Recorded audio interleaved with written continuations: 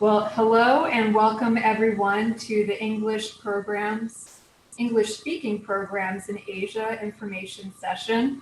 I'm Piper O'Sullivan. I'm one of the assistant directors of Study Abroad, and I manage several different programs in Asia. And tonight we're going to look at three of them: Loyola Chicago's Vietnam Center, Sophia University in Tokyo, Japan, and then finally IFSA Butler's program in Sri Lanka. These are all very culturally immersive programs, and they're among some of my personally some of my favorite programs that the Office of Study Abroad has to offer.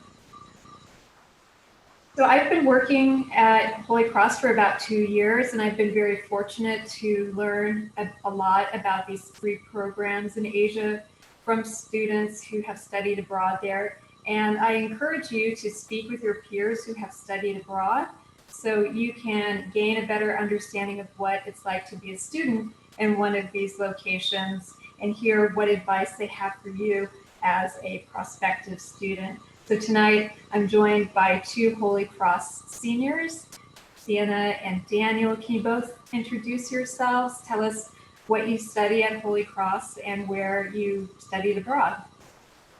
Yeah, so I'm Sienna, everyone. Pronoun she, her, hers. I'm a psychology and history major, and I have a concentration in Africana studies. Um, I'm from Worcester.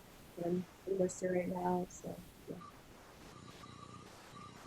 Hi, my name is Daniel, he, him pronouns. Am in international studies and architectural studies, double major, focusing in developmental studies in Asia. And I studied abroad in Tokyo, Japan for the year. I'm from Jersey, but I'm living in Worcester right now. So nice to meet everybody. And so in my role as assistant director, I help students apply to our programs, and I can also help answer any questions about the financial aspects of study abroad, course registration, logistics, and your health and safety while overseas. So beginning in October, my schedule will be rather flexible. So I encourage all of you to please reach out to me as you work on your applications. You can schedule a meeting with me through our website. That's sa.holycross.edu, or simply attend my Zoom office hours that I hold every Friday. And I want to emphasize that wherever you study abroad, it's a two-part process. First, you need to finish your Holy Cross application, the deadline for which is November 6th. And then once I approve your application, you'll move on to the second part, which is to apply directly to the program in Asia. So we'll start with the Vietnam Center. This is just sort of an iconic photo from Vietnam, one of its many floating markets that I think Sienna was able to see there. And in terms of admissions to the Vietnam Center program, the minimum GPA is around a 3.0. The cutoff is a 2.75. Or if it's below that, then students are considered on a case-by-case basis, and an additional essay is required. You don't need to have any language proficiency in Vietnamese before attending the programs, and all of your classes will be taught in English by Vietnamese instructors. So prior to studying abroad, all students need to declare a major at Holy Cross and also resolve any academic deficiencies before the start of the program. Deficiencies like a withdrawal or a low number of credits. And so if you have any concerns about that or your GPA, I welcome you to contact me. I will be happy to take a look at your transcript. So the Loyola Vietnam Center is located in Ho Chi Minh City, also known as Saigon. It's a bustling metropolis of roughly 8.5 million people located in southeastern Vietnam, and it's the largest city in the country. So when you arrive, you will be greeted by a staff member of the Vietnam Center or a student from the Baco. I think that's how you pronounce it, right, Sienna? They said Bakwa, but Okay, from the Bakwa University. And so then they will meet you there upon arrival to help you settle into your dorm. And so the Vietnam Center, it's spread out. The whole program is sort of spread out in different areas. Right here is I believe this is the dorm, and then this is where you take your classes, and then up here, up north, is the Vietnam Center itself.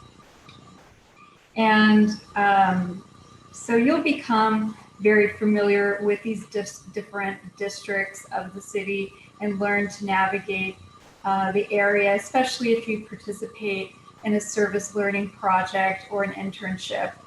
And it's said that Ho Chi Minh City is incredibly safe, and the people there are very welcoming. And Sienna, how would you describe Ho Chi Minh City for somebody who's never been there before? And did you find it generally easy to navigate? so when I first got off the plane, I was overwhelmed at first. It's very busy. So the easiest way I can describe it is like if you've ever been to Times Square. It's just very busy. A lot of moving pieces.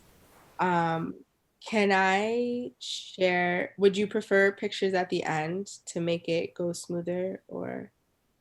Sure, yeah, you can kind of do that after we go through a few more slides. Okay, yeah, no problem. So I'll save the pictures for the end, but they're in order so we can get back to this. But overall, Ho Chi Minh City is busy, um, very populated. Everyone's really friendly for the most part. Is it generally easy to navigate? Yes.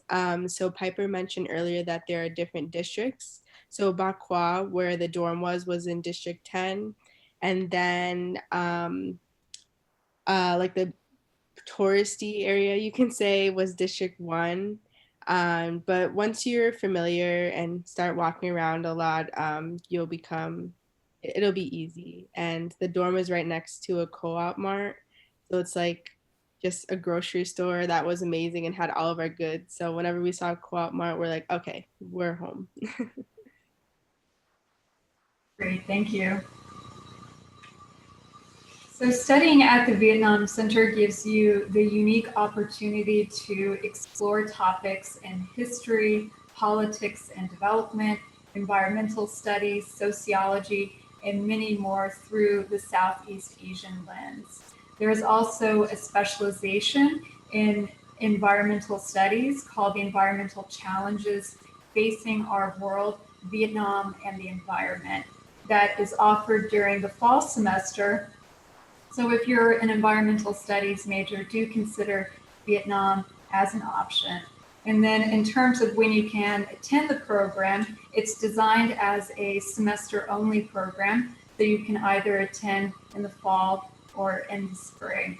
And the fall semester runs from late August to mid-December, and then the spring runs from late January to late May. And so here's a photo from the classroom here. And Sienna, what were the classes like when you attended them? Were they pretty small in terms of enrollment? Yeah, so the classes were pretty small. It was a little bit bigger than Holy Cross, but still small. And I know right now, like virtually, it might not feel the same, but for the most part, they were all like 12 to 15, I would say around there. And classes, some of the classes were held at the Vietnam Center. There was also another place that we went, which was Open University. So it's just like a bigger space for us to have classes since the Vietnam Center is kind of small. And then obviously with COVID, we actually had a lot of classes in the dorm, like in the common room. So think of like Montserrat class, like in the basement of your first year dorm.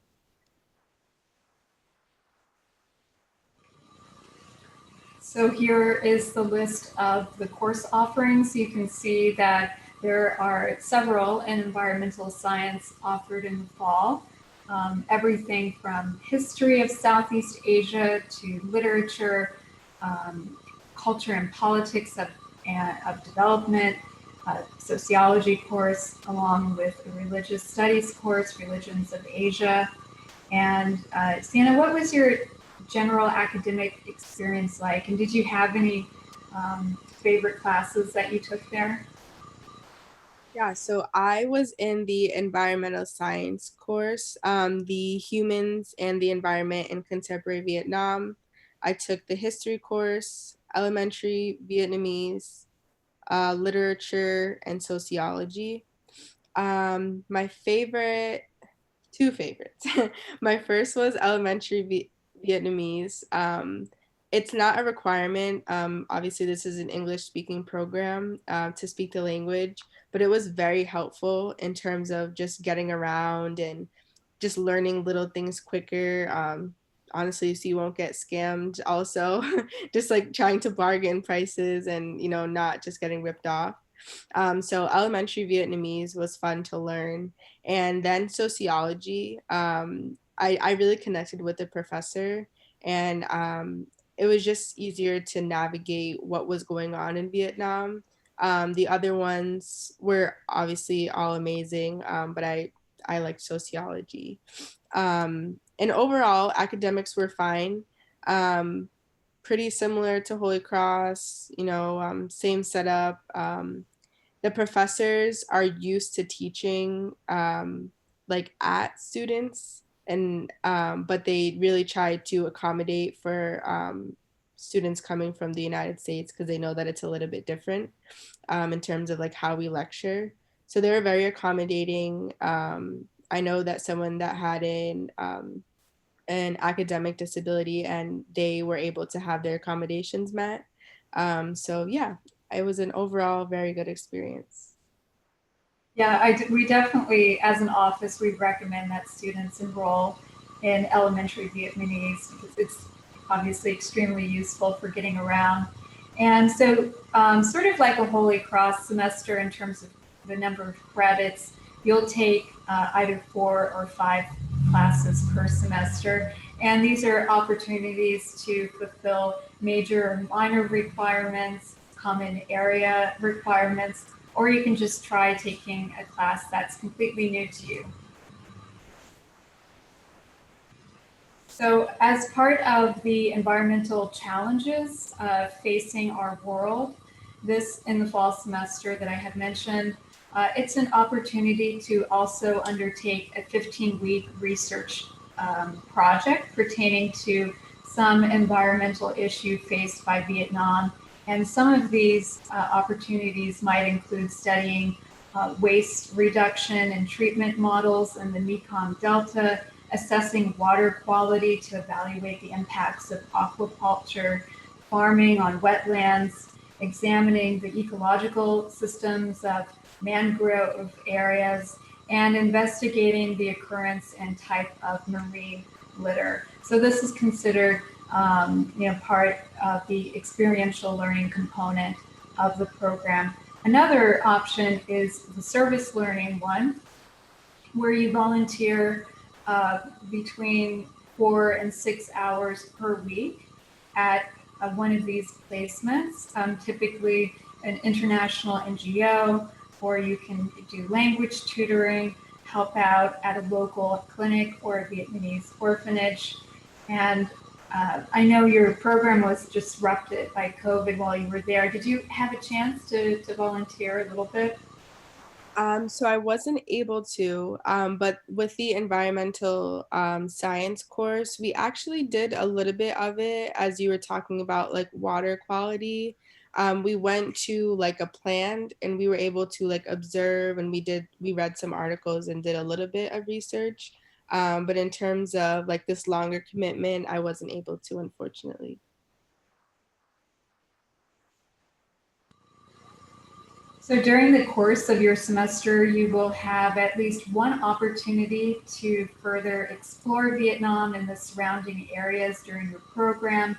Past excursions have included the Gucci tunnels. The tunnels are this immense network of interconnected tunnels located in Ho Chi Minh City, and they were the location of several military campaigns of the Viet Cong during the Vietnam War.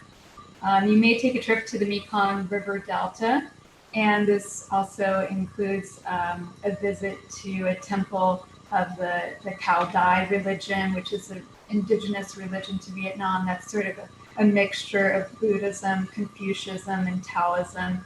And you'll also see a floating market there, a handicraft village, and have a homestay with a local family. And then finally, you will spend an evening eating food and listening to the folk music that is unique to the Mekong River Delta area. And in the central and northern region, you'll visit the Mi Son temples, which are actually Hindu.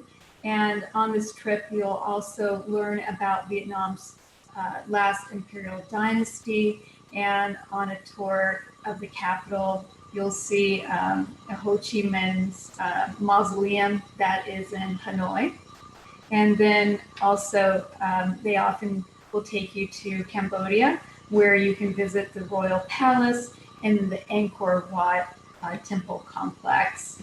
And once international travel resumes some sense of normalcy, Ho Chi Minh City is a good place to reach other countries. You can easily get to Thailand, Bali, Malaysia, the Philippines, Singapore, Laos, and Myanmar. And what kind of trips were you able to take, both in Vietnam and outside? So in Vietnam, I was able to do the Cu Chi tunnels, which was very fun. We did that towards the end. We did the Mekong River Delta, and we did the homestay, which was really fun, and we got to listen to the folk music. We actually also had like a what is it called? Like a dancing competition that we did there, and the host family like participated in, was cheering us on, so that was fun. In the central of Vietnam, we went to Hue, and that's kind of when we were kicked out. So in other places that I traveled before, I did Bangkok, Thailand for a weekend trip with some people that I met. With the whole group, as the whole study abroad group, we went to Siem Reap and Phnom Penh, Cambodia. And I believe that's it. Oh, I had friends that went to Japan actually.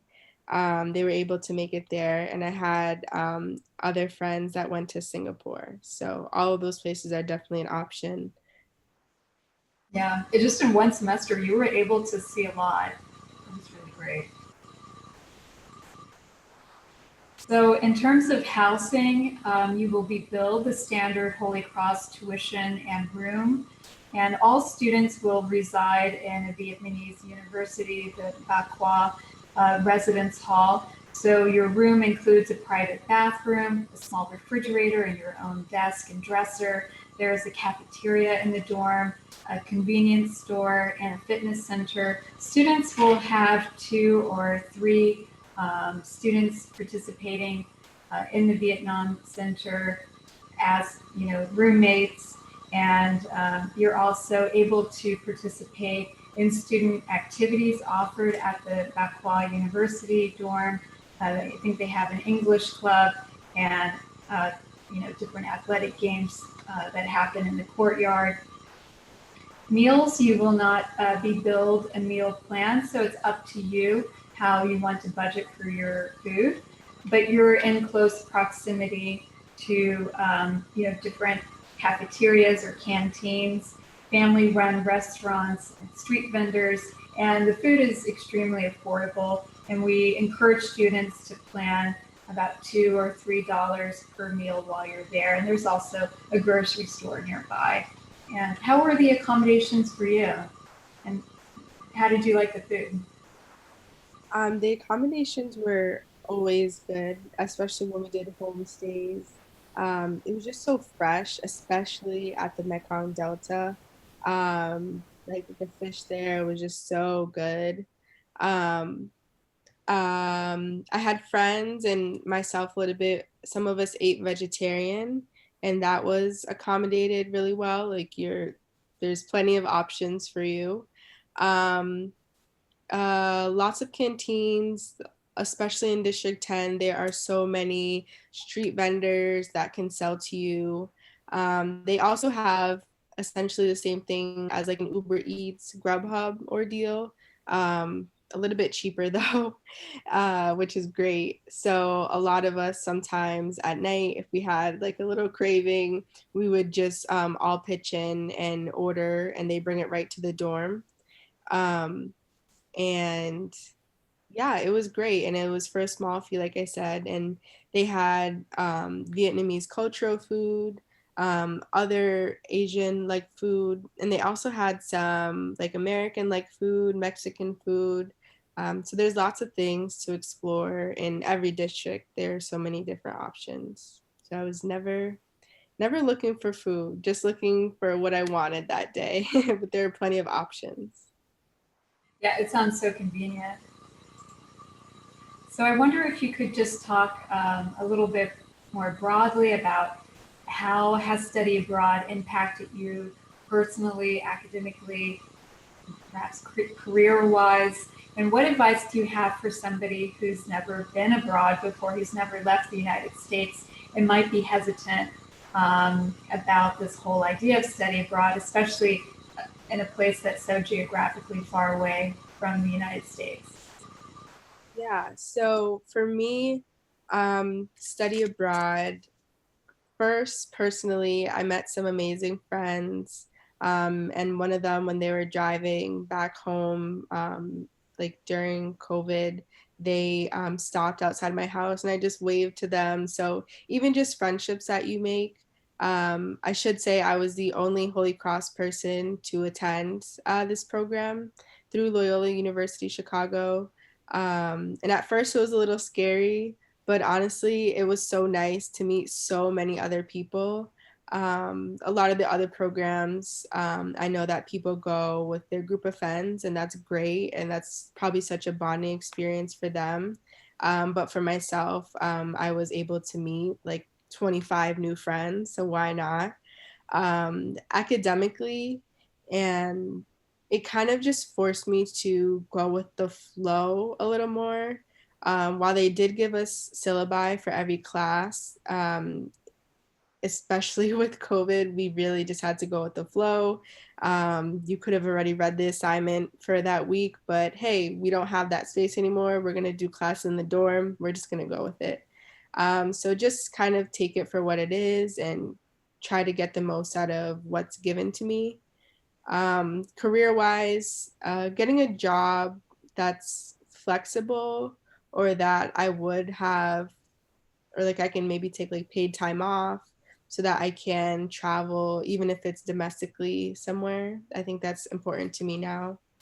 Some advice for someone that's never been abroad or hesitant: maybe try something low commitment first.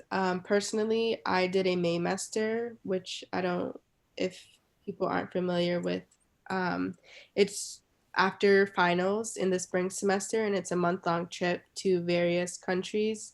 I did the one in Central Europe, studying about the Holocaust.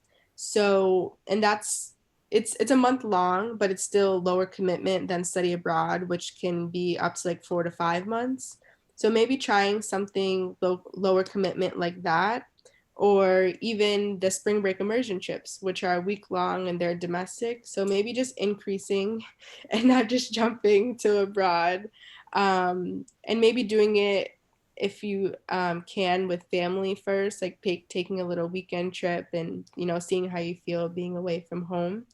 But it was new for me, especially because my first time being abroad was with Holy Cross at the Maymester, and my family was scared. Like, what is this? Like, I was the first one to like use a passport for that reason, like for leisure. So it's new, but I definitely asked around a lot. I asked almost everyone I knew who went abroad for their advice, like, what do I pack? like, how do I do this? But since I went abroad before for the Maymester, going abroad into Vietnam, it felt a little bit easier. I knew like foreign currency, you had to like exchange money, like all of these things that you really don't think about, at least for me. I kind of knew what to expect when I went abroad this time. So just ask questions, lots and lots of questions. The more prepared, the better.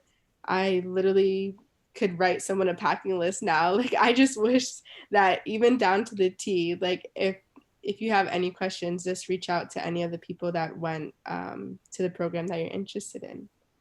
And I can show some pictures. I'll stop my screen share. Okay.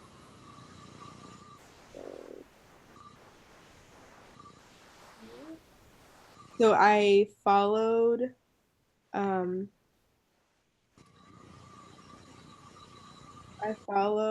kind of the format of how we went through this presentation. So this is on the left-hand side with all the motorbikes. That's like the primary transportation in Vietnam. So that's what I meant by like busy. This is like what I was first greeted with when I got out of the airport. So lots of motorbikes. And then on the right hand side, this was a scavenger hunt that we did, like orientation week. And some people that I met, and I actually still talk to all of those people now. So this was in the post office in Vietnam. And then on the left-hand side, that is Open University. In the middle, that's us at the Vietnam Center. And then on the right-hand side, that is us at Open University again. And the middle picture, again, is the scavenger hunt that we did. If you see the same group of people, I promise I talked to other people. It was just a scavenger hunt. Oh, this is a movie. So this was when we were talking about classes, about what my favorite class was. So this is me in Vietnamese, struggling.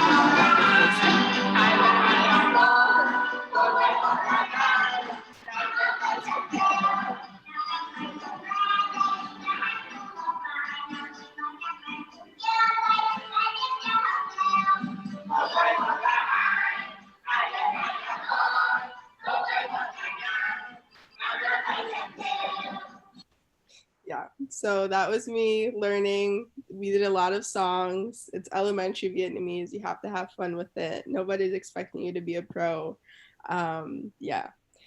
So then this one was going off of if I volunteered anywhere. I wasn't able to volunteer anywhere, but we were supposed to be set up with like Bakwa partners. So it'd be those in like the English club, mostly Vietnamese students would be paired with like people in the Loyola Vietnam group. But I was paired with a girl on the right hand side. Again, this was from our scavenger hunt. And I was paired with her kind of unofficially because we never really got to be paired, but we got really close. And I was able to go to her hometown. So on the left hand side, that's her mom and her grandma. Really miss them. So yeah, there are opportunities to get close to the partners, which are just the Vietnamese students who are very excited to have some new friends and just learn more about where you're from and your traditions. And then these were some of the places I traveled. So on the left hand side, that's me in Thailand at a elephant sanctuary. I would recommend a sanctuary and not a zoo or something like that. So I was washing the elephant here, and we had a whole tour and learned more about just wildlife there and the animal cruelty as well, which was sad. But it was a fun trip. So that's one thing that we did in Thailand. And then on the right hand side, this is me in Cambodia, and this was a whole group trip. So we were all there. You should see the other pictures of me on the right hand side. Like my finger was like all the way on the left, like nowhere close to it. And then this is some of the food following the presentation again. On the upper side over here, this is sticky rice, which if you go to Vietnam, you would definitely be trying sticky rice. They just put it in fun colors because it was at the nighttime. Down here is some vegetarian pho. So pho is definitely a Vietnamese dish. My laptop dying. This is a Vietnamese dish, and again, this is made with tofu, so there are definitely vegetarian options if that's something you're interested in. And then if you're not vegetarian, you can get a whole large fish like this, like my friend Anna did. And she's giving it a weird look, but it was good. No worries. She was just nervous. And this was during our homestay. So like I said, it's very fresh, like literally right from the water. Yes. And yeah, that's really it. I have more and lots more pictures and stories to tell. So if anyone is interested, always reach out and I can share with you many more photos. Thank you so much. I love your photos. So I'll go on to Japan now.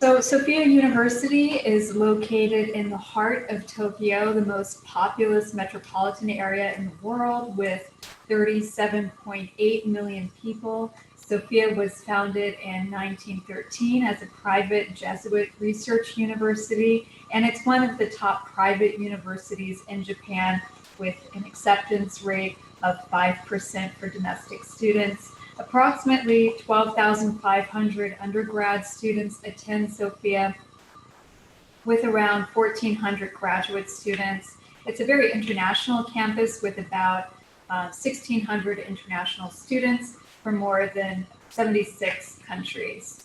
And so Daniel, how would you describe Tokyo for somebody who's never been there, and how's the local transportation? Yes.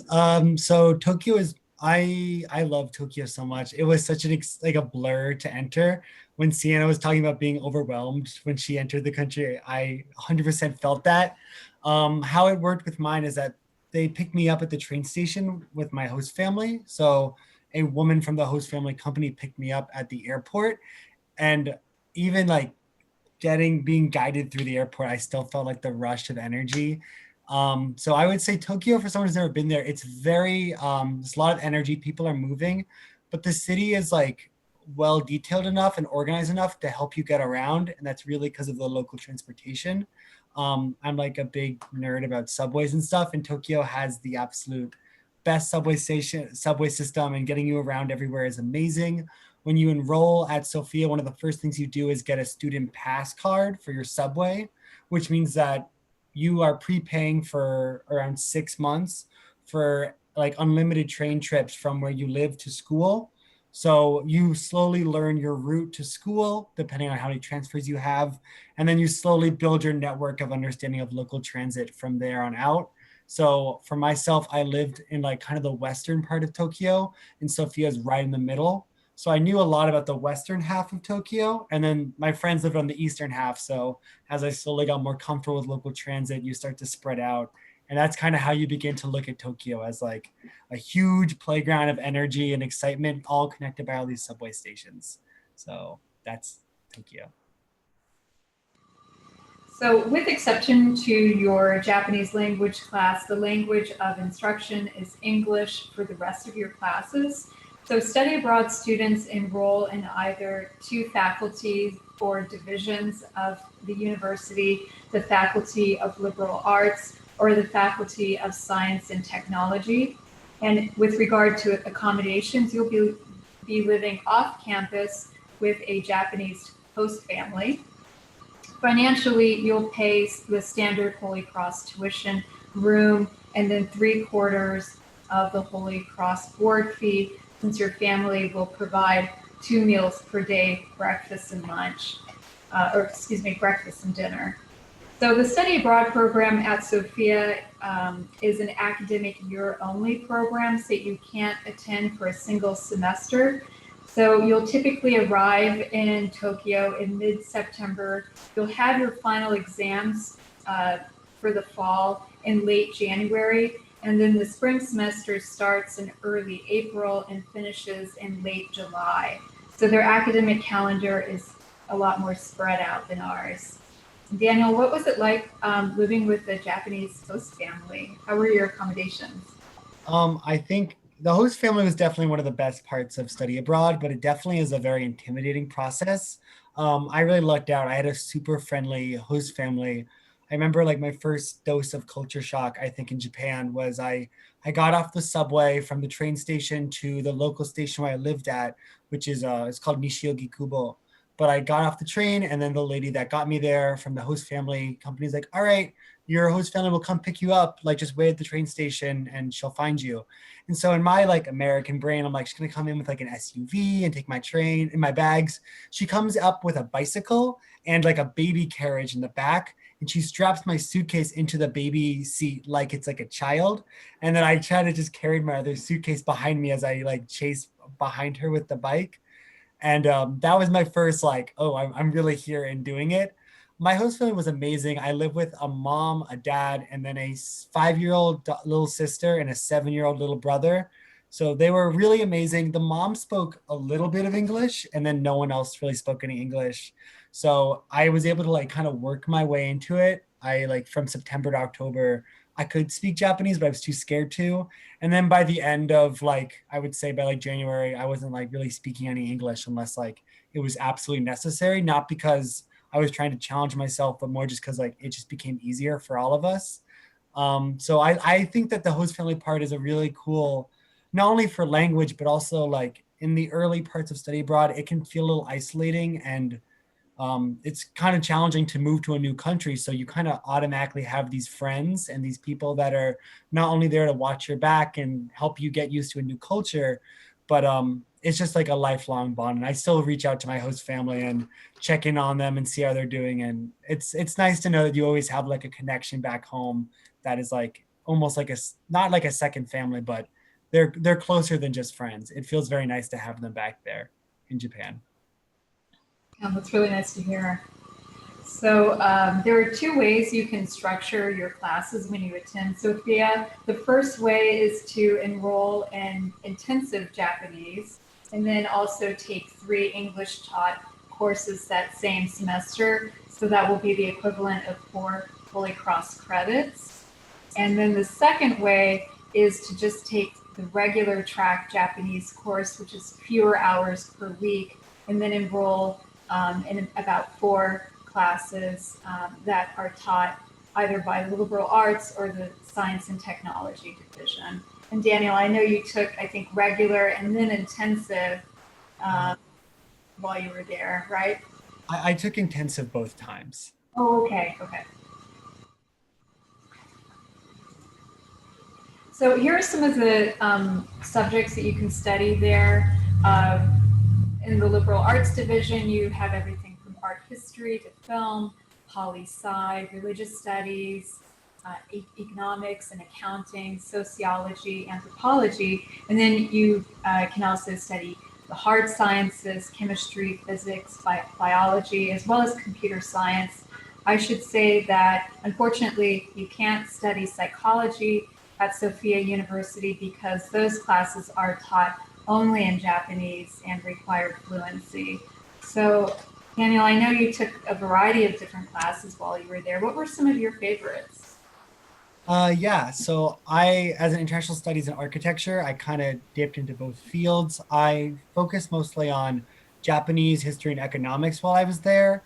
I would say that some of my favorite classes that I took was that I took a really cool I really loved my intensive Japanese classes. I really entered Japan really wanting to like have Japanese be part of something that I could come back with and like be able to use that in the future. And the intensive Japanese classes are where I met my best friends that I spent my time with in Japan.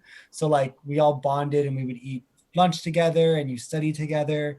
So that was not only a very like fulfilling class, but also like that's where I met all like a good amount of my friends. And then for the classes that I enjoyed taking, I took a Japanese modern history class, which went basically like talked about diplomacy from World War I to like the 1990s. And then I supplemented that with a contemporary Japanese economics class, which kind of talked about economic rebuilding from World War II to the modern day. So I thought that a really cool thing that Sophia does is that when you're there in Japan, Holy Cross has an Asian studies program, but there aren't as many Japanese classes. There's a wide variety of classes that are not only very Japanese specific, but really Sophia exclusives. One thing I regret is I didn't take enough like quirky Japanese classes. So my friends took like pop culture of Japan, survey of anime in Japan. There were a lot of really cool classes that you can supplement in Japan, and like they give you like a really unique experience. So I had a lot of time with the poli-sci and history classes, but like Piper said, there's so many classes that you can enjoy and experience. And a lot of my friends took STEM classes as well. So I had friends who were doing comp sci, mathematics, accounting. So there really is a lot for everybody there. And then we always encourage anyone who studies abroad to look at student clubs or organizations to join. Sophia University has so many, over 260 of these in the athletics, culture, music, and theater. You can volunteer, join a gaming group. So Daniel, which groups did you join? And did you have a chance to volunteer while you were there? So I did volunteer, but it wasn't through the school. But the club that I joined is it's called Wandervogel, but that just means hiking in Japanese. So I didn't learn this until I got to Japan, and I made the mistake of joining a club. So Japanese schools have clubs and circles. And circles are like the JV version of a varsity club. So I joined club hiking, which was like, we're going to run 3 kilometers every day after school. And then we hiked a ton of amazing mountains. And it was a very amazing experience and very unique, but very intensive. So a cool thing that Japanese colleges do is that if you want like more of a social club, but you want to have like, I don't know, like you want to hike, but you don't want to do like training and like go hardcore, they have hiking circles that you can join, and those are more chill. A lot of my friends joined a lot of cultural groups. So they joined calligraphy club, kimono club. So they would wear like traditional Japanese clothing and go to parades. Like I said, I didn't volunteer through Holy Cross, not through Sophia, but Tokyo's humongous, and if you can find the networks that you want to tap into, they're definitely there. So I volunteered at Tokyo Pride Parade, and I volunteered at a Tokyo Pride Film Festival that was going on. So the city is humongous, and Sofia is like a great place to start off. I definitely would recommend finding something that you're interested in, or something that you've wanted to try, but you don't know how to, and just going for it. Because the people I met at the hiking club were they were so much fun to be around. And I was the only foreigner in the club. So it was a fun way to like practice Japanese and like kind of get that full on cultural exchange moment, which was very exciting. And then in terms of eligibility, there is a prerequisite, sort of a tricky one. You have to have 2 semesters of Japanese before going to Sophia University. It's tricky in the sense that Holy Cross obviously does not teach Japanese. So thanks to Daniel, he's been able to help students, current sophomores, enroll in Clark University's first-year Japanese class. So that is an option. The other one that I recommend is to also look at summer language intensive programs. There are a number of different ones in the United States, at Indiana University, Beloit, and Middlebury. I know Daniel participated in that one and took the course at Clark. So if you want to know more about the summer language intensive programs, please feel free to contact me. I have a whole list and description of all these different programs. And then the suggested GPA is a 3.0. And then again, like I had mentioned for the Vietnam program, you're not supposed to have any sort of academic deficiencies, but there are different ways to work around that. And you have to have already declared a major. And again, it's an academic year only program. And so, Daniel, could you talk about how study abroad, your time there in Japan, impacted you personally and academically? And then again, the same sort of question that I had posed to Sienna about anyone who might be hesitant about doing this program. And then feel free to share your photos. Yeah, totally. So for how study abroad has impacted me, personally, I think I left Holy Cross as a freshman. I studied abroad my sophomore year. I came back a lot more confident and I think energized to take advantage of my situation. I think studying abroad in Japan, where for the most part you're kind of let loose in this huge city with tons of opportunity, was a very emotionally like nurturing experience. I was able to take time to really try to figure out what I really enjoyed doing and also find people that wanted to support me in that program. I mean, the country is humongous and the people that I met there were I just have a lot of really fun memories of the people and the experiences I had. I think that being in a whole new culture is also very exciting. Um, I cannot, I think that once you get to Tokyo, if you're planning on going to Japan for your study abroad, you'll begin to see kind of like the raw energy that the city produces. And also, once again, with the subways, like the ability to just move around the city so seamlessly is very exciting because your friends will be like, there's a festival at a Takeda no Baba station. We should just go. And then, like, in 12 minutes, you're there. So that's very exciting. Academically and career-wise, I guess the same. I'm currently applying for a Fulbright to Japan, and I'm applying to like a few post-grad programs in Japan and in China and in the majority of East Asia. So I think that it grew from an interest in Japanese culture and a interest to study abroad in Japan because why not, to something that I really found a lot of interest in. My time volunteering at Tokyo Pride is part of what I'm doing my research on for my Fulbright. And I wouldn't have gotten those experiences without kind of sticking my neck out there and trusting my friends and my support network to have me and like support me. For someone that's never been abroad before and might be a little hesitant, I really think that um, study abroad, especially with a host family, is not as scary as it seems at first. You do have a support network that's there for you. But something that I had to deal with in the beginning was that I was very stressed out that I wasn't making the most of it. I remember being in Tokyo and calling my parents and being like, it's October and I haven't gone on any trips. And like, I feel like I'm wasting away this like very once in a lifetime moment. And like, I don't think you should live like that when you're abroad. And I don't think you should live like that ever. Once I started to calm down and enjoy my setting and my scenario and kind of begin to organically enjoy the city and organically enjoy the country, I got a lot more out of it. I visited Singapore, Korea, and why am I? Oh, I visited a bunch of places in Japan. So I was able to travel around East Asia. I was able to travel around the country, and I didn't leave the country feeling like I missed out on really anything. So I think that when you're abroad and when you're enjoying yourself, you should really try to allow yourself to be in the moment, allow yourself to just like enjoy where you are and kind of go for it. For a few photos, let me share my screen. I have like Google Photos of like my top picks. So I'll go through that. And let's see. So the first few photos, like the first one is like right outside my house. Like I was right in front of a convenience store that everything in there was $1 and it was all delicious, which was very good for my bank account. I worked as an English tutor in my local town. So that's how I kind of kept up with saving money. And then you got Harajuku, like this crazy crowd right next to Meiji Jingu. This picture with the girl with the dog was my host sister. We went to a few dog cafes, so you can like eat and then people bring their pets, and it's very cute. My trip to Korea, I went to Seoul to visit my friend studying abroad there, which was very exciting. This is one of the hiking trips we went on.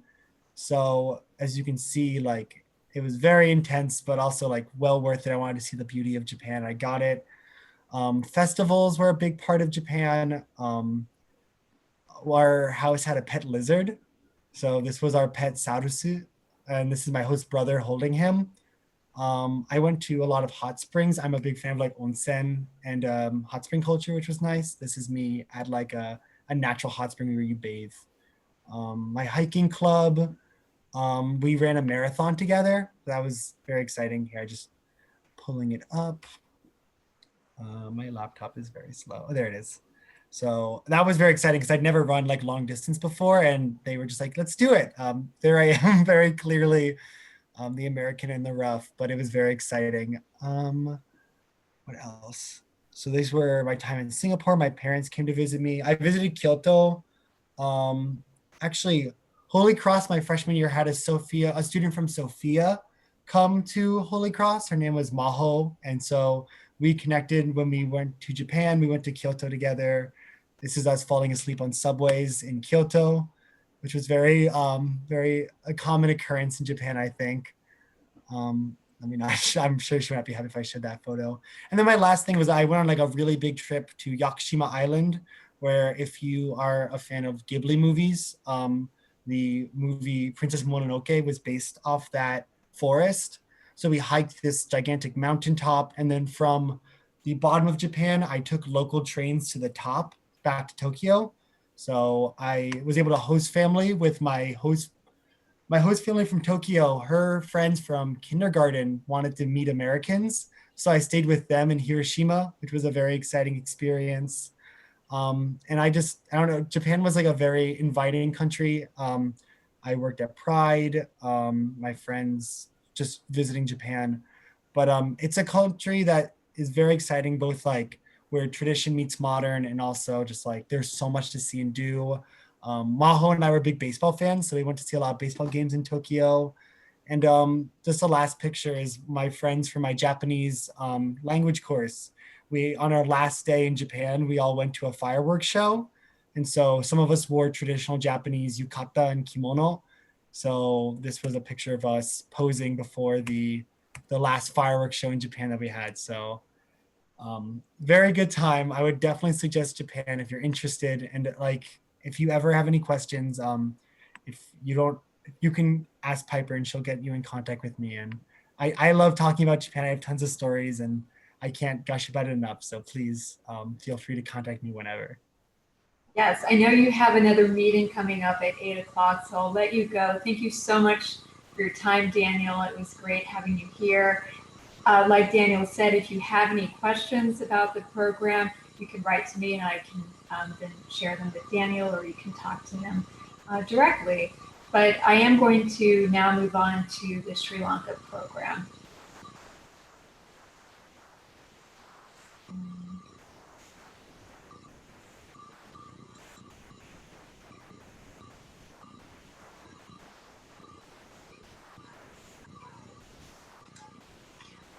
So I was very fortunate to visit Sri Lanka right before COVID really took over the world. I was there in March, and I was there specifically to visit the program that we have there in Kandy, Sri Lanka. Kandy is the name of the city. And you'll hear the acronym ISLE, which stands for the Intercollegiate Sri Lanka Education Program. And so where is Sri Lanka? It's a small island just south of India. You'll fly into Colombo, which is right here along the coast. And then to get to Kandy, where the program is, it's about, it can range from a 4 to 6 hour drive, depending on traffic. And you're actually going from sea level to higher elevation. So your Kandy is essentially in the mountainous regions. And just south of Kandy is Nuwara Eliya, and this is famous for the tea estates where they grow black and green tea. And then during your time there, you'll also be taken up north. This is about a 3-hour drive to Polonnaruwa, and this is kind of like the cultural triangle that they call it in Sri Lanka, where you have Polonnaruwa, Dambulla, and Sigiriya are these famous archaeological sites, so you'll see that. You'll also go to the eastern coast near Bakipola, where these are former Portuguese marine towns. And then you'll be taken very, very far up north, up to Jaffna. Jaffna was the place of a lot of civil unrest and where the civil war was for a long period of time between the Tamil Tigers and the Sinhala people. So people there, they speak English. They also speak Sinhala and Tamil. It's a Buddhist majority country. Over 70% of the people are Buddhists. And then there's about 12% Hindu population, especially the Tamil speaking community there are Hindu.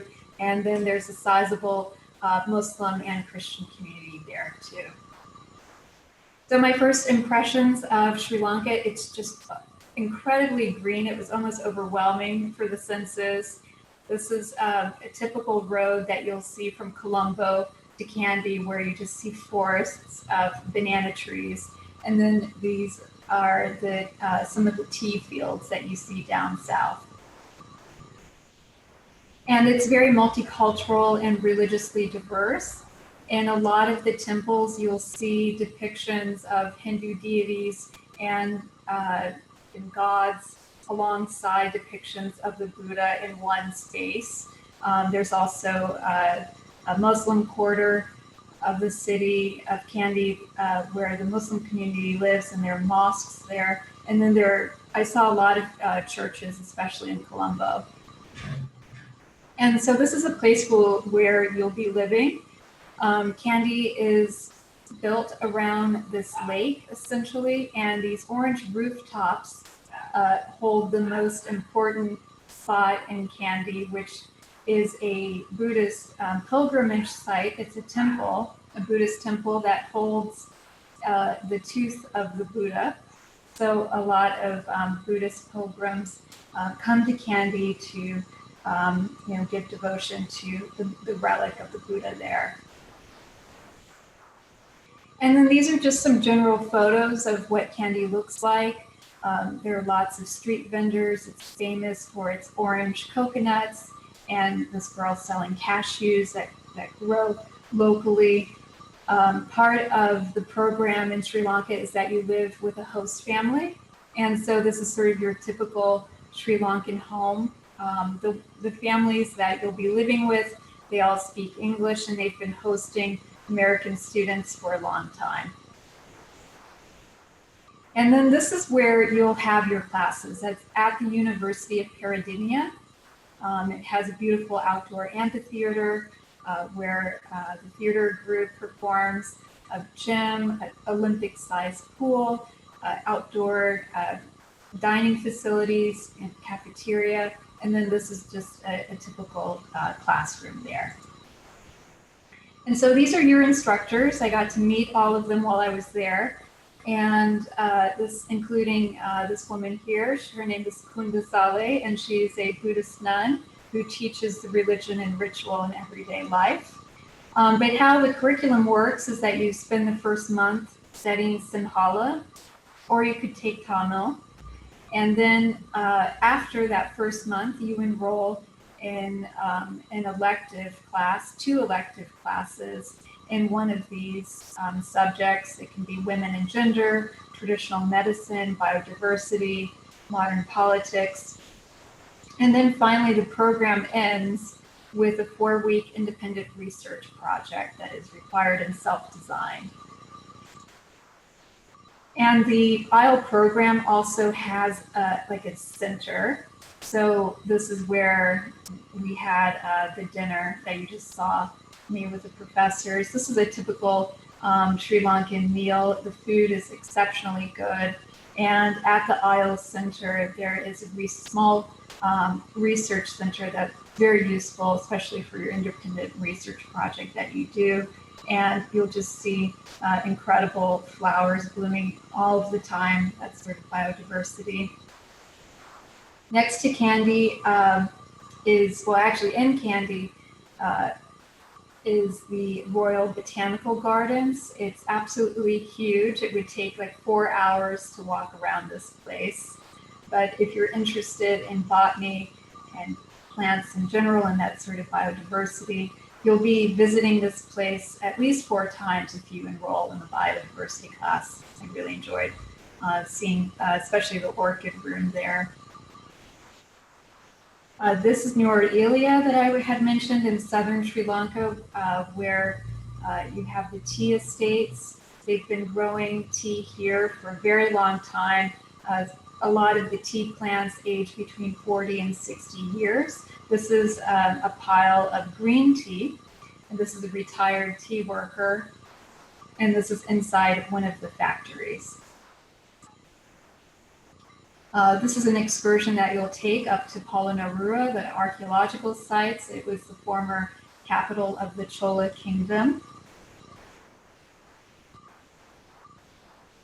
And then the Buddhist caves of Dambulla was my favorite place that I visited there.